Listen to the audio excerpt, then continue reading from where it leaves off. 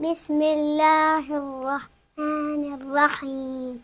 ياسين والقرآن الحكيم إنك لمن المرسلين على صراط مستقيم تنزيل العزيز الرحيم لتنذر قوما ما أنذر آباؤهم فهم غافلون لقد حق القول على أكثرهم فهم لا يؤمنون إنا جعلنا في أعناقهم أغلالا فهي إلى الأذقان فهم مقمحون وجعلنا من بين أيديهم سدا ومن خلفهم سدا فأغشيناهم فهم لا يبصرون وسواء عليهم أأنذرتهم أم لم تنذرهم لا يؤمنون